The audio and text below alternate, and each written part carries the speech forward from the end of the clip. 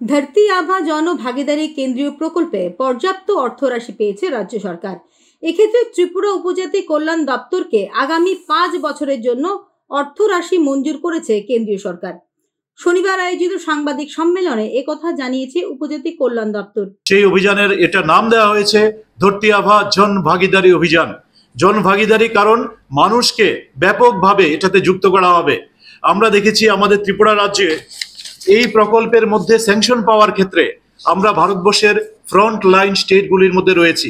সম্প্রতি গত 3রা জুন গুয়াহাটিতে যে কেন্দ্রীয় মন্ত্রক রয়েছে, কেন্দ্রীয় জনজাতি মন্ত্রণালয়, তাদের পরিচালনায়, তাদের ব্যবস্থাপনায় গুয়াহাটিতে 3রা জুন রিজনাল ওয়ার্কশপ হয়েছে, যেখানে নর্থ ইস্টার্নের সবগুলো স্টেটস উপস্থিত ছিলেন এবং কেন্দ্রীয় মন্ত্রকের সমস্ত অফিসাররা উপস্থিত ছিলেন।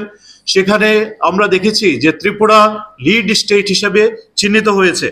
আমাদের যে প্রকল্পের প্রণয়ন আমরা করেছিলাম, সেই প্রকল্পের ইতিমধ্যে যেটা স্যাংশন সেটা আমরা পেয়েছি। শুধুমাত্র 2024-25-এর জন্য নয়, শুধুমাত্র 2025-26-এর জন্য নয়, পুরো 5 বছরের জন্য আমরা ডিএমদের সাহায্য নিয়ে প্রকল্প প্রস্তাব পাঠিয়েছিলাম এবং সেখানে পুরো 5 বছরের জন্য যে স্টেটগুলো স্যাংশন পেয়েছে, মাত্র হ্যান্ডফুল অফ স্টেটস স্যাংশন পেয়েছে। সেই স্যাংশনগুলির মধ্যে নর্থ ইস্টার্নের মধ্যে একমাত্র ত্রিপুরা রয়েছে, যারা আগামী 5 বছরের জন্য জনজাতি মন্ত্রণালয়ের যে কাজগুলিতে করবে আগামী 5 বছরে, তার জন্য আমরা স্যাংশন পেয়েছি। উপজাতি কল্যাণ দপ্তরের পাশাপাশি রাজ্য সরকারের অন্যান্য লাইন ডিপার্টমেন্টগুলিকেও অর্থ রাশি বরাদ্দ করেছে কেন্দ্রীয় সরকার। তো শুধুমাত্র যে আমরা ট্রাইবাল ওয়েলফেয়ার ডিপার্টমেন্ট স্যাংশন পেয়েছি এরকমটা নয়, সংশ্লিষ্ট যে মন্ত্রকগুলি রয়েছে সেগুলো থেকে আমাদের রাজ্যের অন্যান্য লাইন ডিপার্টমেন্টগুলিও স্যাংশন পেতে শুরু করেছে।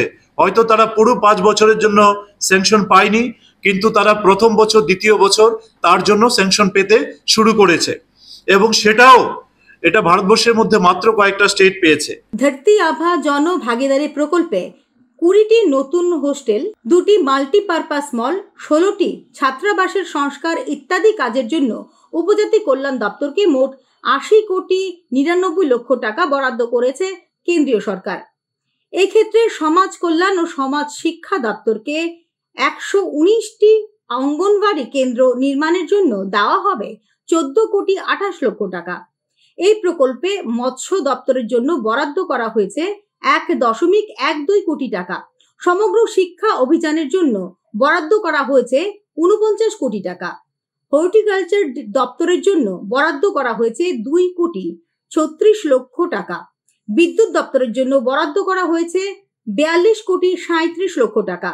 রবিবার ধরতি আভা জন ভাগিদারি প্রকল্পের আনুষ্ঠানিক উদ্বোধন হবে রাজ্যে। Bureau report, news now.